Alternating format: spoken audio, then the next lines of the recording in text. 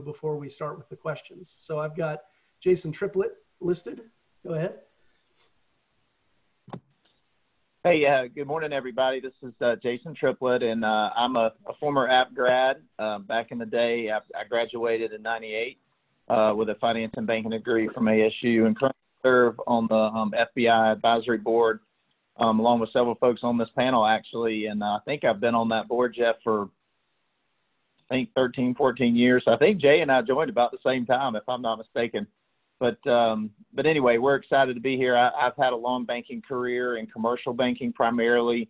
Just quick background, went through the leadership development program, I think it's called now, at BB&T, and worked there for about 4 years, and was a commercial banker coming out of that program in Winston-Salem and in Lexington. And then Wachovia recruited me to come on board with them, which became Wells Fargo. And I was market president and moved to Boone, which is my hometown, back in 2005. And it was, a great opportunity to come home and be with family and raise kids here and be, close to Appalachian, which is great. And I took a little stint away from banking and went to work for one of my former clients, and I was recruited to become their CFO at ECMD, which is a building materials business in North Wilkesboro. I got tired of traveling as much as I needed to, so I got back into banking, and I currently work with First Horizon as the market president for Northwest North Carolina. So right. Thank y'all. Glad you. Thank you for being here this morning. Melissa Miller. Great. Good morning. Thank you for having us. I am Melissa Miller. I am also an App State grad. Graduated in 1994 with an accounting degree and a minor in international business. I went to work for KPMG for the first 5 years that I was out of school doing audits, mostly manufacturing and retail audits, and then went to work for one of our clients, Electron Technology, which is a contract manufacturing company here in Charlotte. I was with them for about 4 years, and the next move with them would have meant California. And my family and I said, we're East Coasters, we did not want to go to California, so I decided I needed to learn something about banking. So about 17 years ago in 2 days, I joined Bank of America in October 2003 in the CFO team. Have done several different roles within CFO, from technology finance to banking center operations, worked in global banking finance within our staff support groups. And then actually about 2.5 years ago, moved out of finance and am now part of our operational excellence team, doing a lot of process improvement. And have been on that team about 2.5 years, but the last 6 months, with everything that has happened with the CARES Act and PPP, I actually have been redeployed back to finance and have been working on all of the Paycheck Protection Program financial work that we're doing within the bank. So it's been a fascinating last 6 months, not only working from home, but getting to work with that program and making sure that we're able to serve our clients and our communities. So I'm excited to be here this morning and look forward to y'all's questions. All right, Jay Offerdahl. Thanks, Jeff. Yeah, so I split Melissa and Jason. I was class of '96, finance, banking degree. Was fortunate enough that when I was graduating, my father just sold his third business, and he and I started this firm from scratch, June of '96, so 24 years ago.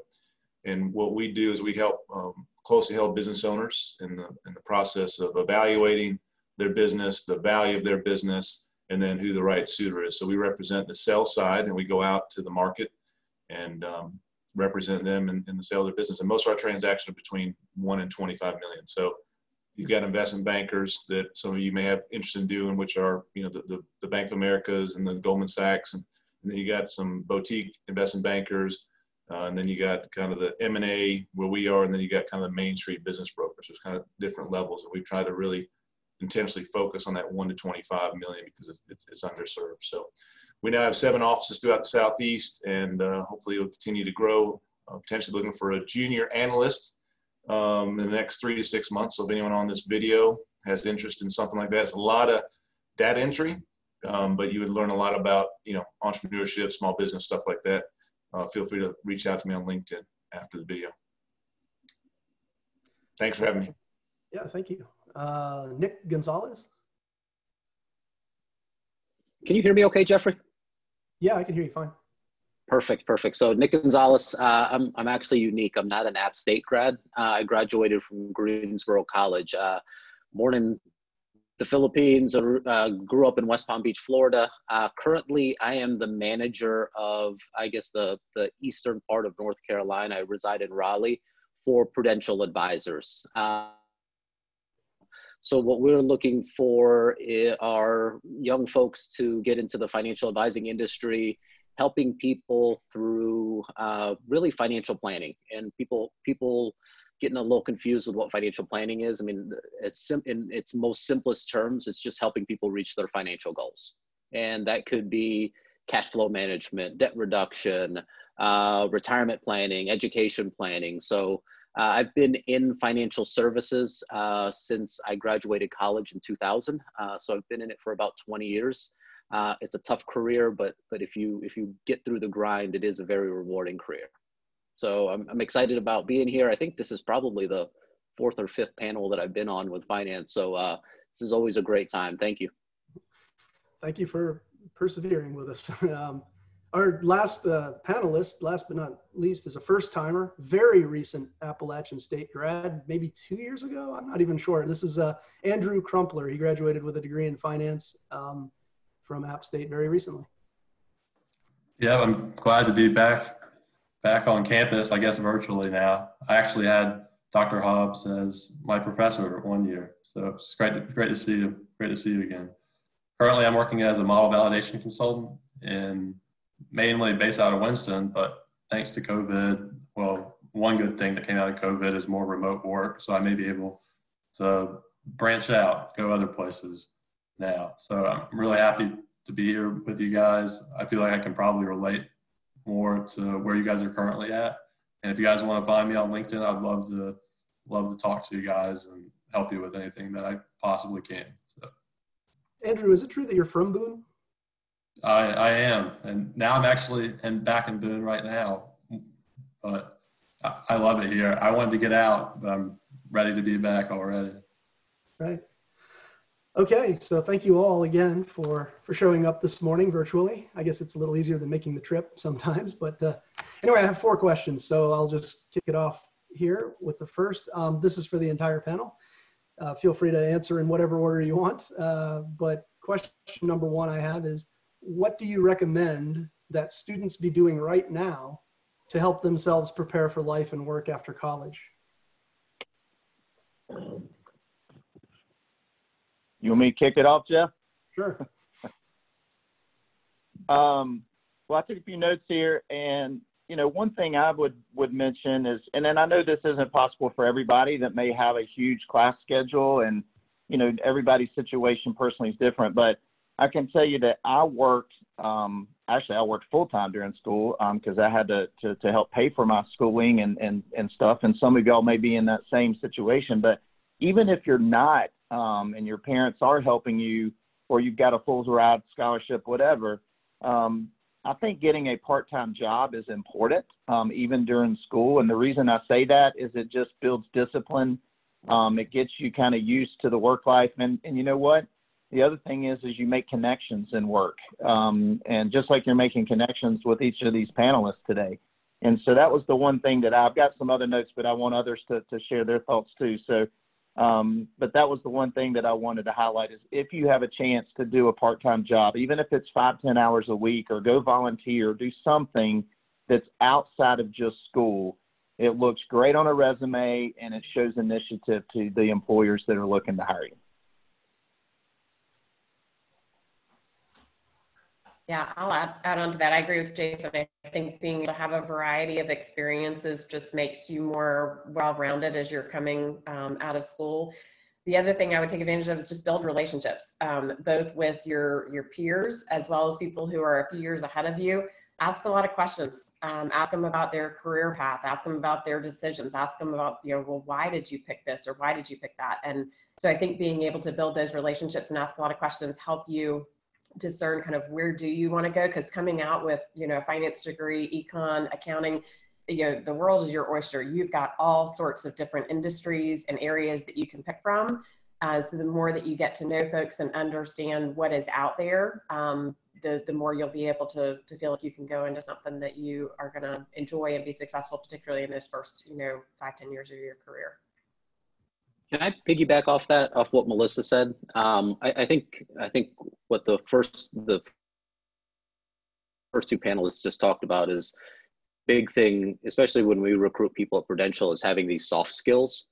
And soft skills meaning, can you go out there and carry on conversations and things like that? So I would encourage all the students, whether you're a sophomore, junior, or senior, go out to a chamber event or a networking event and interact, because in any finance career, whether it's direct sales or whether it's working with a team, you're going to have to interact with folks. And I think the being able to connect with somebody and carry on a conversation is kind of a lost art these days.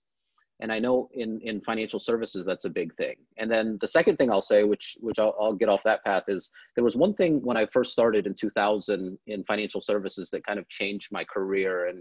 And a wholesaler challenged me to read for 15 minutes a day. And the reason why he said 15 minutes a day was because if you read for 15 minutes a day, no matter how fast or how slow you read, you'll typically get through a book a month. And he said, if you read 12 books in a year, it will change your perspective. And I've carried that on even after 20 years of that advice. I just think kids these days or college students don't read enough. And if you're trying to get business owners or high net worth folks, they chew through books like crazy. I'm probably messing up the statistic, but they said that the average CEO reads a couple hundred books a year. So if you're trying to get a CEO as a client, or you're trying to get a job and you're interviewing with a CEO and he's reading a couple hundred books a year and you're reading Sports Illustrated, there's a huge disconnect there. So I would say soft skills and open up the world by reading numerous different types of books. Any other comments? Yeah, go ahead. Yeah, my answer to this question, I thought about it maybe a little bit differently since I started a little bit less than 2 years ago.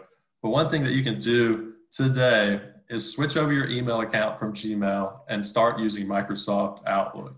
First day I showed up to work, I didn't know how to use Microsoft Outlook. And it's kind of embarrassing when it's like, I don't know how to communicate with my manager. Of course, you figure it out when you get 100 emails a week pretty quickly.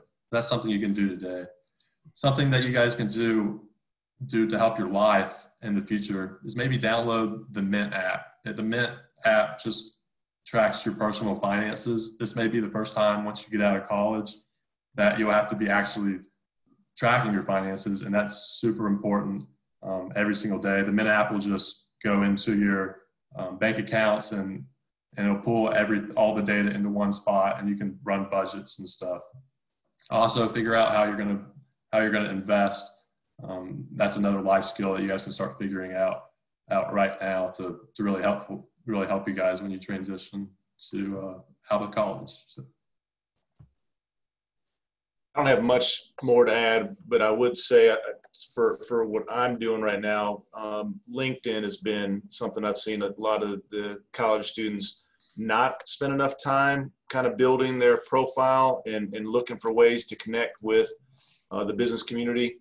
I think, to other points, just add on what everyone else said. And, when you start building that profile and able to send a customized message to somebody that maybe your parents know or a friend of know or someone from App State, it's always easy to say, hey, I'm about to graduate from Appalachian State. See, you're successful in there. I'd love to connect with you. Those type of things, you never know what doors they may open.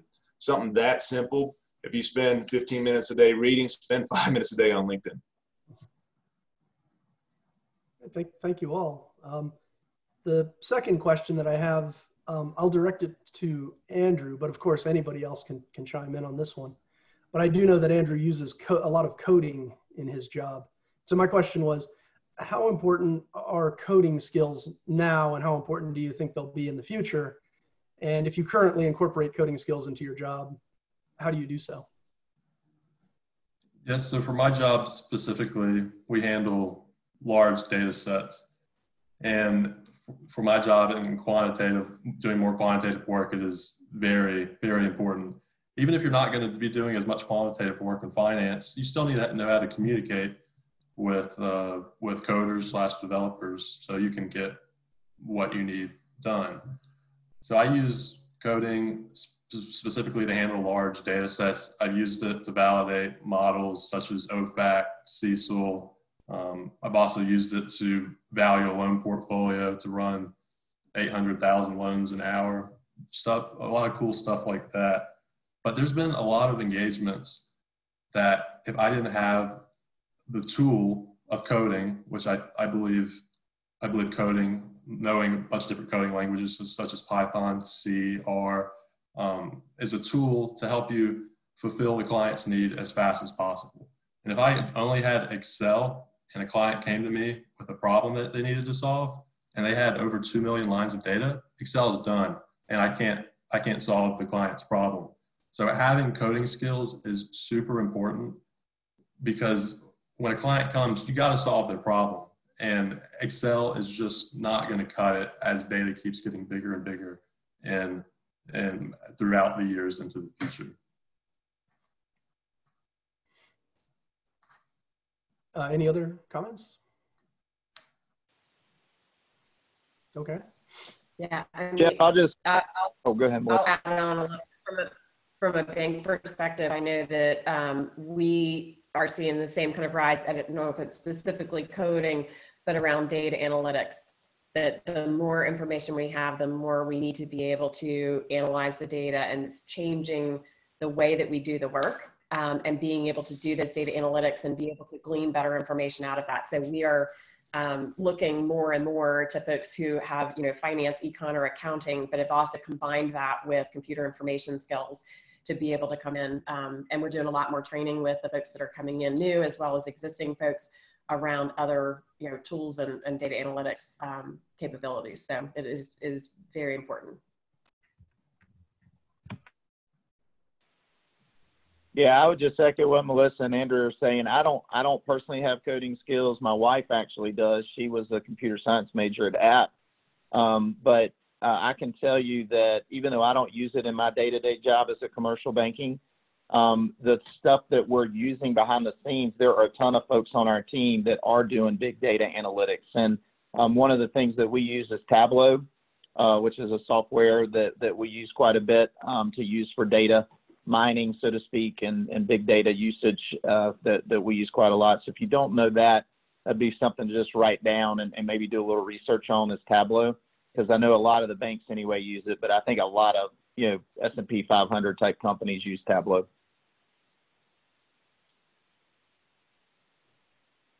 All right, great. Let's see. Question number 3 is, what do you think the high growth or best employment areas of finance will be over the next 10 to 20 years?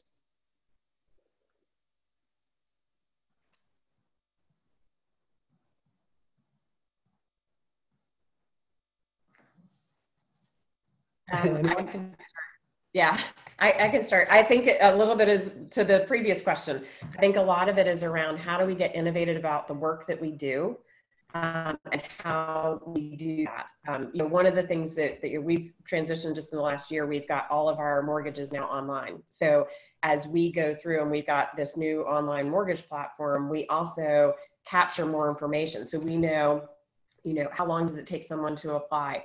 What time of day are they typically applying? How many, different times did they go in and try something and back out? So I think as you look at what are the pieces of information that we have and being able to analyze that and be able to capture that, I think you're going to see more and more where the routine and mundane kind of tasks are being automated, or we're using AI to be able to do a lot of those. So I think it's, there are always, for people who are innovative with, finance and accounting and econ skills, I think there's growth and opportunity. And I mentioned at the beginning, you can go into any different industry with this kind of education. So I think that the industries will all be trying to attract those folks who are going to be innovative about how to get the work done, how to do it efficiently, and how to glean more and more information and actionable information out of huge amounts of data.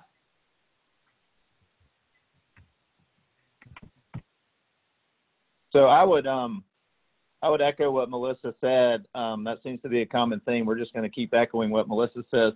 But big data analytics, which I mentioned earlier, is and again to the previous question, I wrote that down. I think anything in that it's kind of an up and coming, right? So anything you can do to be aware of that, take a class, anything like that, in CIS or where, I don't know where those classes might be, but anything you can do to kind of at least be somewhat knowledgeable of that, I think that's definitely a high growth area. But the other thing I wrote down and I would mention is I do not, even though everything's going online, as Melissa mentioned, and that's been certainly escalated with COVID-19. So, you know, obviously Zoom, and we use WebEx. We don't use Zoom, but we use WebEx at the bank, and most folks are using that just from a confidentiality standpoint. But those are definitely high growth industries as well that I think are not going away even after COVID. But what I will say is I do not believe that in-person businesses and relationship management are going away either. So what Nick does, what I do, what Jay does, where we're face-to-face with clients every single day. Well, right now, face-to-face via WebEx or Zoom, but when that personal skills and the ability to have a relationship is not going to be replaced by a computer. I do not believe that's going to happen. Yes, you might communicate and do your job differently in the next 10 years due to computers. But when it comes to why business chooses whatever bank they do business with, or why they choose to sell their company with Jay's, you know, with Viking Mergers, or whether that someone chooses to do their private banking and their investment management as an FA with Nick, that is not going to change, y'all. I truly believe that people want to deal with people, and relationship management skills matter. And those jobs are going to be here forever. That's my opinion. I'd be curious to see what others on the panel think.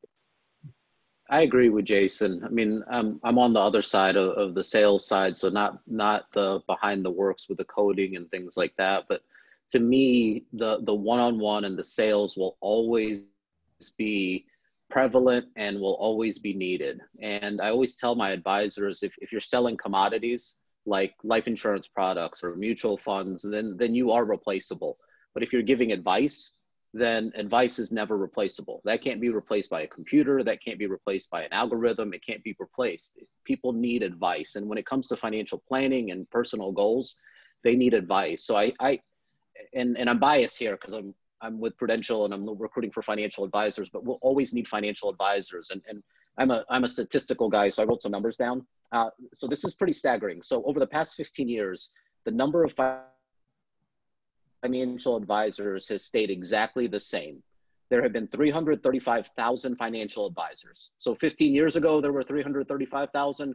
Now there's 335,000 financial advisors. And that's due to a couple things. That's due to retention issues. That's due to people retiring and so forth. But here's the staggering number, is that the assets that those 335,000 have more than doubled over the past 7 years to $25 trillion. So 335,000 advisors manage $25 trillion. Now, here's why we are always at the campuses is the most staggering number is that the average age of the financial advisor in the industry right now is 62. So you have an aging advisor population. You have baby boomers that are consistently retiring, which means more assets are flowing into these brokerage houses, and there aren't people getting into the industry. So some firms only want to recruit experienced advisors. I feel like we need the young advisors at App State and these different colleges to partner with some of these senior advisors. And it's a huge opportunity for you, because if you can team with a senior advisor and eventually transition that book, what a better way to really get off ground floor and get into this career, which is different than I did 20 years ago, which was I had to grind and scrape all the way through. So I'm a little bit biased, but I do agree with Jason. The sales, customer service experience, that's never, ever going to go away. It's not going to be replaced by Zoom, Microsoft Teams, WebEx, whatever you use.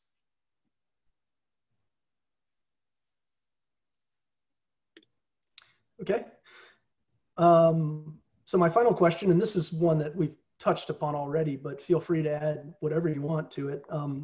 This is kind of similar to the first question I asked, which was, what would you recommend that students be doing now? So I want to end with this one. What advice would you give people early in their careers, In other words, what do you wish you had known during the first, let's say, 3 to 5 years of your working career, those first few years after you've gotten out of college and started working? I'm still in those early years, so I'll look mostly to the other panelists for this. But one thing that I've really taken away from is when you come into a new business, you get your first job, you're going to have a completely different perspective than what most of your other coworkers have. One, you're going to be a little bit younger. You're going to probably have a different way of communicating, have a different, maybe more technological abilities, maybe. And then another thing about having a new perspective is you have a coworker that's been following a process for years, and they overlook ways that you can possibly make that process a lot better. When you look at the same thing, or you pass, like for example, if you walk down King Street and you pass this magnificent building every single day, it starts to fade into the background. But if you're a tourist, and we got a lot of those, then boom, if you see this magnificent building, you stop and you pay attention to it. When you come into a new perspective, you can solve problems that other people may have overlooked before. So you guys are going to have really a lot of those opportunities, hopefully, when you first come into your new roles. I sure have, and you guys need to be able to take the initiative to solve those problems, because people are going to be really excited to automate and help these processes improve, and you'll get a lot of attention from higher ups. I would say just start with really good habits early. And I was fortunate that I did. I was pretty detailed, just kind of anyways, but don't be afraid of hard work. There's sometimes a very thin line between success and mediocrity, and a lot of times it's hard work. And anything you do for 3-4 months becomes a habit. So start good habits early, whether it's getting up early and staying healthy and working hard, but also making sure you take time to enjoy life and make memories. Start early. Knock down invisible barriers early. I mean, the things that you're afraid of now, whether it's public speaking or whatever it is.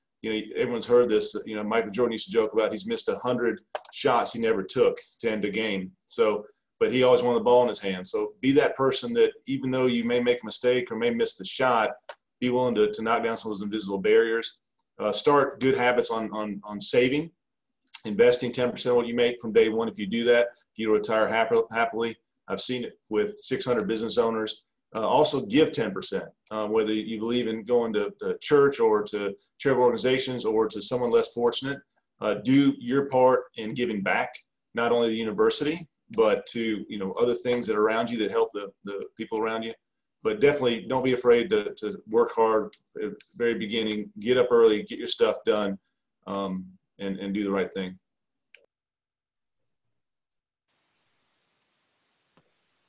So one other thing I would add, again, I echo those comments, and Andrew's only been out 2 years. So, wow, he's learned a lot and quickly. So great comments, Andrew. And well said, Jay, I agree. The only other thing I was going to add would be find a good mentor and ask questions and be a sponge to learn, just like y'all have done throughout school. And I mean, you wouldn't be at ASU if you aren't smart and able to learn, right? But learning never stops. I still ask a lot of questions, and I'm now 44 years old, and I still learn a lot every day. And so I would just say to each of y'all to reach out and find someone you connect with. I've been blessed. I've been extremely blessed to have 2 mentors that played a huge part in my life, but certainly in my career. One being a city exec in Lexington, North Carolina, and then another was my regional president, who was out of Charlotte. And they invested time to help me learn the things that I didn't know, because I was a high charger and wanted to do the best I could and help clients and all that. But sometimes I needed to just slow down and listen to them. And they really helped me with that, especially early on in my career. So I would highly encourage you to try and find a mentor that you can trust. And that's somebody you'll have the rest of your life. All of that's such great advice, and I would echo all of it. The only thing that I would say is just be patient. I mean, I think they say that the overnight success is 20 years in the making. I think this society is so overwhelmed with like quick success, and we hear about these guys that make apps and they make millions and millions of dollars. That story is not the norm. It's actually the one-off. Never tell the story of the thousands and thousands of people that did apps that never made it. So just sit and be patient, and you got to grind, but you just got to be patient. And one thing that I always tell my advisors also is whatever career you get into, it's the things that you do every day that matter more than the things that you do every once in a while. So it's about being consistent and focusing on the small stuff, because the small stuff eventually adds the big stuff. But just, if I could impart anything, and I've got 3 young boys, and this will be a broken record for me, is you just got to sit and be patient. I think the world will tell you that you're unsuccessful because you haven't taken the next job and you've been in the career for 5 years. Just sit and be patient. I have twin toddlers, so I know what you mean about being patient. Yeah, I think everybody has said a lot of great things, and I will tell you, having recruited from app for years, one of the things that I love about hiring app grads, not only because I'm an alumni, is app grads work hard. I mean, you guys, I don't know if it's because it's cold or you're walking uphill at least one way to class when you are going to campus, but app grads have a work ethic that is absolutely needed and desired in the workplace. And ask questions. Don't be afraid to dig in, and don't be afraid to take chances. I mean, when somebody says, "Do you think you can do that?" Well, sure, I'll give it a try. And do your best with anything that is put in front of you. Build those relationships not only with your peers, but with others around the company and around your community, because those relationships that you build are going to be things that'll sustain you through your whole career. But I think just dive in, work hard, and don't settle for being in the middle of the pack. Keep trying to, up your game each time. And as Nick said, come in every day, work hard, do your best, and your career will work itself out. Okay, great. So we have about 20 minutes left, I guess. Feel free, anybody who's here, to ask a question. Don't be shy. We need to fill these last 20 minutes. So I'll turn it over to the students. I got a question. So at what point does being patient become complacent, in a sense? Like, how do you know when you get to your point in a career that you're like not progressing anymore and you really need to like look for something else? Good question. I'll take it, since I think it's reference to what I just said. I think in every career, and I think Jason and Melissa and everybody on the panel will speak to this, it would be very clear what the metrics are for you to be successful. And by metrics, I don't mean paycheck. I think kids or college students these days measure success and failure by paychecks. It's not measured by paychecks. So with my advisors, I mean, there's clear goals that they're trying to achieve, whether it's weekly, monthly, quarterly, and it's in alignment with what they want for themselves. So when you get into a career, the first thing I would say is, just like Jason said, I think you need a mentor to help guide you along and to kind of talk you a little bit off the ledge if you're thinking about quitting. But the biggest thing also is you need to be in a career where success is measurable. And I think sometimes there's careers out there where success isn't measurable. And I think that's where you get into this almost hopelessness, because it's like, am I doing well? Am I not doing well? And don't base it on feeling, base it on metrics. Did that answer your question? Yes, thank you very much. Appreciate that. And I might, if you don't mind, I might add to that too. I totally agree. And I think it's hard to determine this. So like for me, right? I mean, I've changed. I've worked at BB&T, and then Wachovia Wells Fargo, and then EC&D, and now First Horizon. I didn't plan on moving at all. like I was happy in all of those places, right? It's not like they were all great companies. So the one thing I wanted to point out is what's more important than, being assertive and finding that next opportunity, and at what point do you balance that? What's probably more important is finding a company that you have the same value systems with and that you believe in and that you feel like is where you are happy, and which I truly believe that where I'm at now. I believe that where I was before. And then, not to bring the Lord into this, but the Lord will have a path for you, right? And whether that's in your faith or not, it is for me, but things will happen if you just trust and you work hard and you do a good job, and you're not always just seeking out that next opportunity. Yes, you need to plan your career and work with that mentor and stuff, but you'll be surprised at how things just happen. If you just do a good job and build your network, and things will play out in a way that you don't realize. But what I would say is find a company that you fit and that you believe in their mission and their value systems. And then I think your career will take off because you're going to enjoy being there and you're going to work hard and you're going to be amazed at the career opportunities that you're going to have. But just have patience with it, as Nick said earlier. I bet Melissa would add to that too, especially being at B of A and recruiting and stuff. So love to hear her thoughts on that too.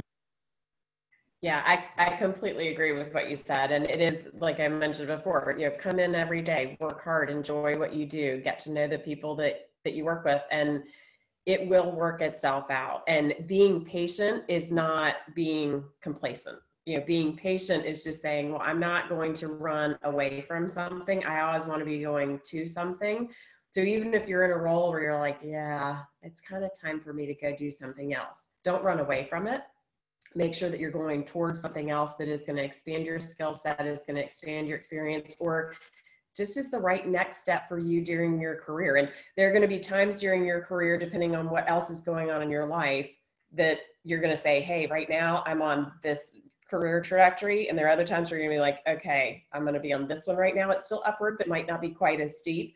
And being able to recognize those things and make sure that you're making things that, selections and decisions that kind of work for your whole life. Because I years ago, I had my daughter who's now almost 16, was 18 months old. And I was interviewing for a different role at the bank. And when I went over there, it came clear that they worked from 7 a.m. to 7 p.m. And I had to go back to the hiring manager and I said, the work looks fantastic. It's fascinating. I know I could come in here and help you. However, you and I will both end up unhappy because I am not in a position in my life right now to work from 7 a.m. to 7 p.m. And he kind of said, okay. And it was a very conscious decision I made on my part, which it was a flatter career trajectory, but it was the right decision for me. And it wasn't that I haven't ultimately gotten to where everybody else kind of in my peer class had gone, but it was just the right decision for me at the time. So I think that that's where you also just have to think about your whole life, not just your career path when you're making some of those career decisions. Melissa said something really great that all of you should write down. And this is a little hard because in the interview process, I think there's a lot of selling going on. I think you're trying to sell us that you're the right candidate. We're trying to sell that we're the right career. But here's the reality. And every recruiter every hiring manager will tell you the same thing, is we are trying to find the right fit. Financial advising, to me, I'm biased. I feel like it's the best career in the world, but I've also seen advisors get into it and they will tell you it's the worst career in the world. And it was just because it wasn't the right fit. And I think they maybe portrayed themselves as somebody that they're not. So it looked good and we hired them. And then when they got in the seat, it wasn't the right fit. So just keep that in mind. When you're sitting across from somebody that's a hiring manager or looking to bring you onto their company, they're also looking to find the right fit. Because not only are we going to invest emotional time with you, but we invest dollars in you also in the training system and different things like that. So we don't want to waste those dollars and that allocation of time. But at the same time, you also shouldn't want to waste your time, because if you're in the wrong career and you're with Prudential for a year and it's the wrong career, well, then you just wasted a year of your time where you should have been somewhere else. And that's okay. I tell advisors all the time, it's absolutely okay if you need somewhere else. I think that, yeah, Fit for you. I have a couple of just quick bits of advice. My career is obviously quite different, but I've been teaching for 15 years, longer if you count graduate school. But one bit of advice I'd have is to keep your lens wide. Really, I mean, don't narrow your focus at all in the early days. And I've already forgotten what the second thing I was going to say was, but well, I got lucky just in the sense that I chose teaching and I love teaching, but I'm constantly kind of updating where I want to be and what I want to do, and changing my research, updating my classes, doing all kinds of things. So I think a lot of it's on you to a lot of times you'll have to make the first move. I just completely changed my research focus from finance to behavioral economics and sports, right? Very different, but I'm probably going to be doing that for the next several years because it's enjoyable to me. But I mean, I think, the other thing I was just going to say was the other bit of advice I had was don't feel bad if your first choice doesn't work out for you, because I think for most people, it probably doesn't. You're not going to know when you graduate college what the right area is, even if you know that finance really is where you want to be. Well, finance is a very broad term. You've got 5 to really 10 sub industries there, especially if you count things like real estate, right? So if you make the wrong choice once or twice or whatever, that's perfectly normal. Any other comments?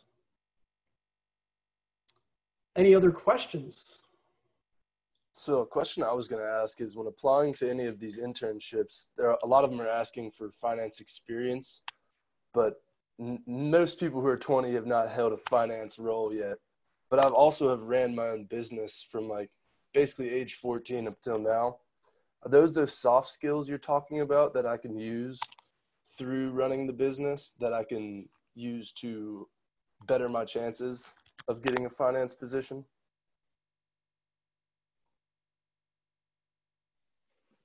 I'll speak, and it might be different in different places, but I'll speak for Prudential. I know our internship program says that they want some kind of finance background. Between everybody in here, and hopefully Prudential's not on the call, but I mean, I think a lot of that is just legalese.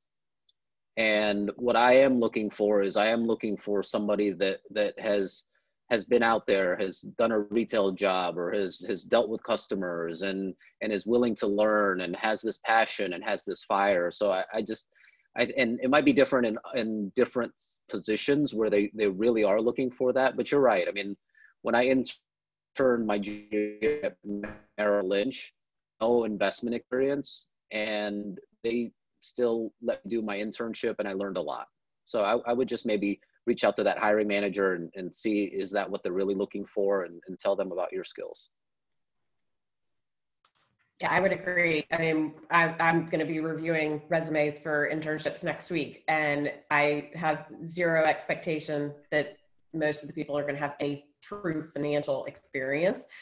So I think that it is looking at what are the diverse experiences that you've had. Have you had a job? Have you done a leadership role, whether it was, at a camp or with a community organization or on campus? So I think it's that diversity of experience. And the ability and the willingness to come in and learn. So for our full-time hires, there's more of an expectation that you would have had some sort of relevant work experience.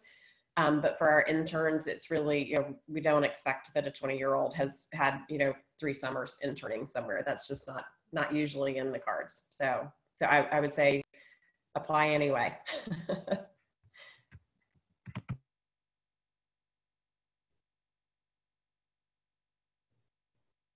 That's what I was going to say, is I was hoping to use, like, I've ran my own landscaping, carpentry, and moving businesses since around age 15, 16. And so I think, like what you're saying, is use the soft skills and the skills I've developed through those to apply it to finance. And that's how, okay. Yeah, Thank you. and absolutely, that's the kind of stuff you would want to include on your resume because it shows your initiative.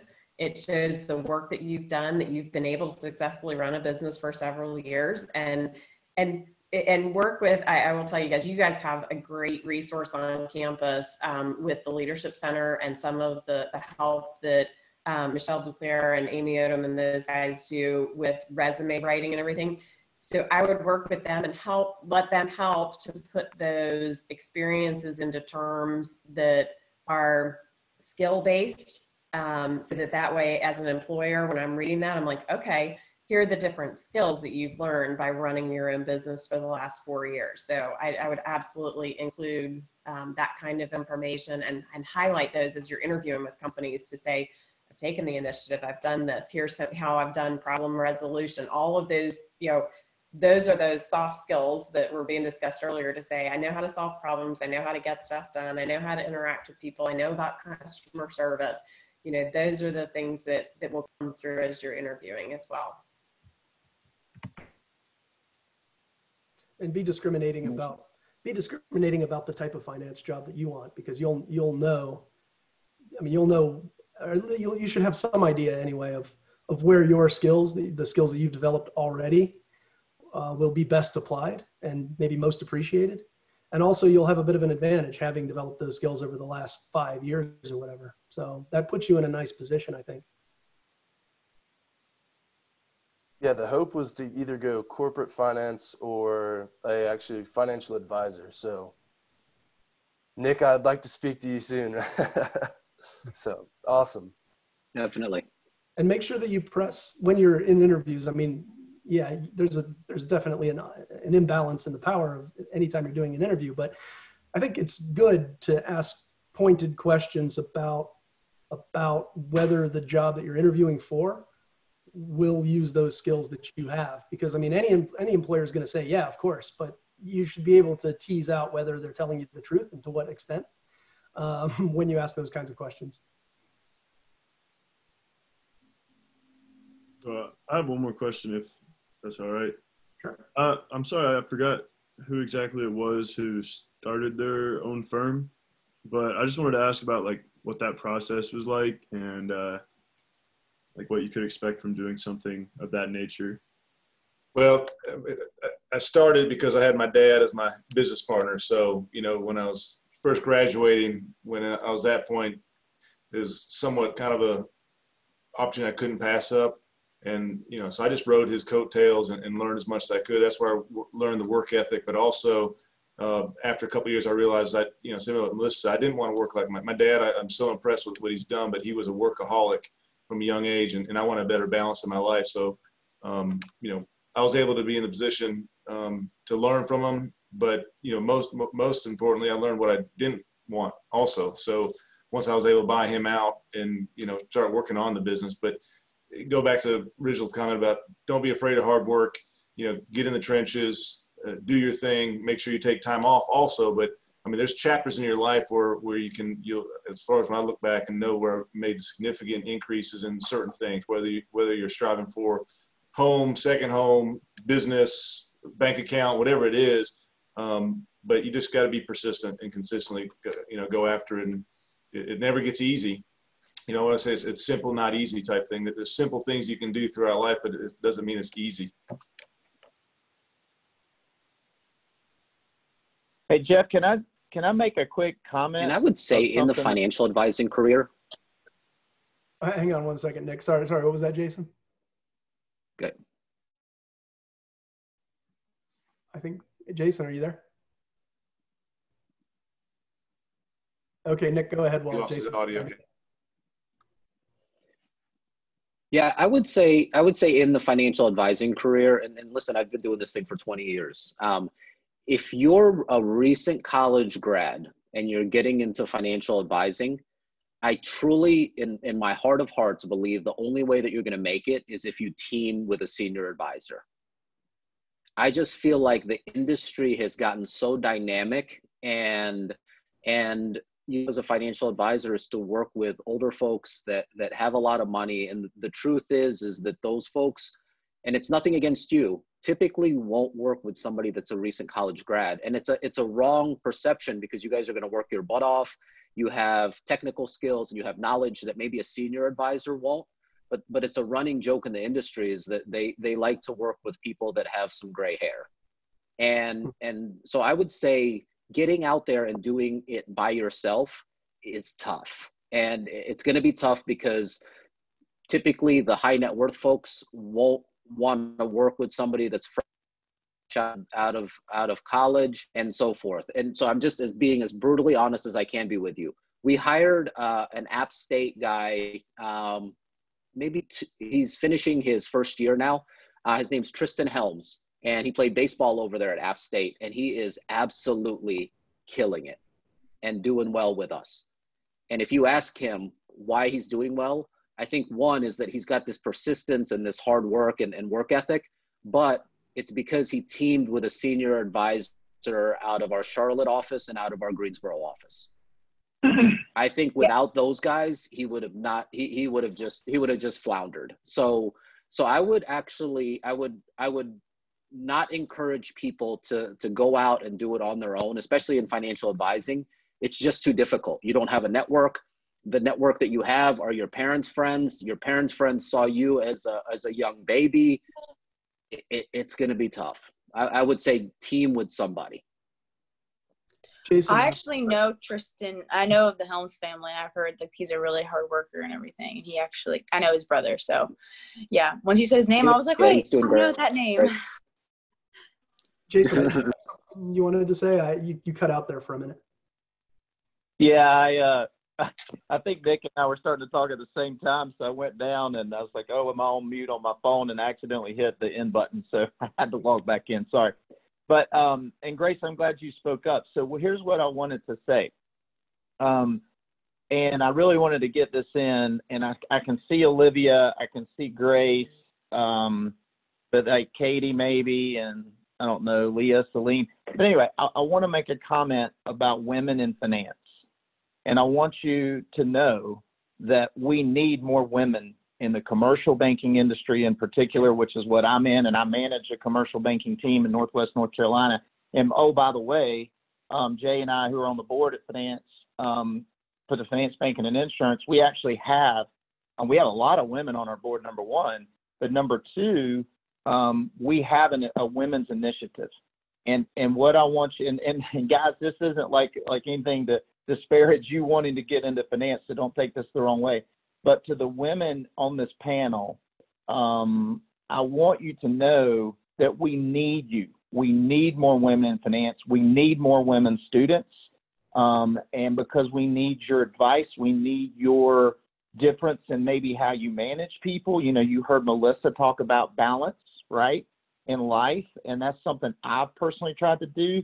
But you know what? I've learned that to an extent from my best half, which is my wife, Mitzi, right? And she's helped me in my career. And so how men manage and how women manage and just advice is different. And that's a good thing. And so we need diversity. And I just want to encourage you to, whatever your passion is, you're on this panel for a reason. I just want you to know that we need you in commercial banking. We need you in other parts of finance, you know, and I just want to encourage you by that. And I'm not to, again, I think this is the second time I put Melissa on the spot, but I'd love to get her perspective on that as well. But I just wanted to say that before this panel because it's important. Yeah, and Jason, I completely agree with you. I think, you know, one of the things that we focus a lot on at the bank is diversity and inclusion, and making sure that we have people from all different, you know, backgrounds, experiences at the table, and everyone is coming in with a valued opinion. I will tell you that, you know, having worked in finance now for, you know, 26 odd years, it is wonderful to have the support and encouragement of teammates, male and female, as you're going through all those different parts of your life and the camaraderie that you build. And I think that it has been challenging over the years as we recruited App State that we're like, why do we not have more women in finance? You know, we kind of go through some of these ups and downs. And I think that the opportunities are absolutely there. And again, it's nothing disparaging to the guys, but we want to make sure that we're drawing women into the workforce as well, for finance and accounting and, you know, economics. And I will tell you that as you get into those roles and into your career, the support and the encouragement and the guidance is all there. And it's a wonderful, you know, experience, you know, opportunity to be able to go into industry and to have so many different opportunities. Like I said, finance, accounting, econ, you guys can go into any industry you want. You can go into any geography you want, and you can move around. I mean, one of the things that I have enjoyed about the bank is even though I came in finance, I'm no longer in finance because I went to work for a financial services company, which uses financial folks all across all the different things that we do. So I think that it can look a little intimidating when you're coming off campus and you go, oh, wow. And even looking at, I looked at the names on the panel and I was like, well, there it goes again. I'm the only woman on the panel.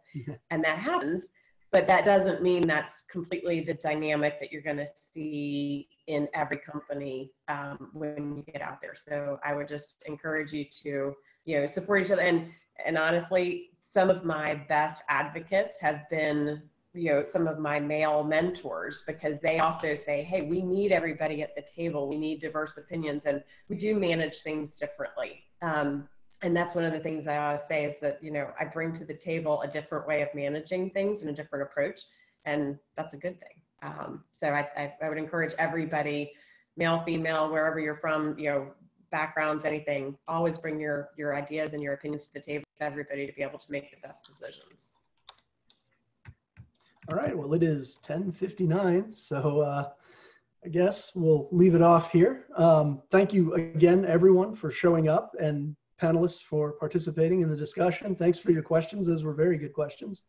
And who knows what it'll be like a year from now, but I guess we'll just have to wait and see. That's pretty much out of our hands. So thank you all again.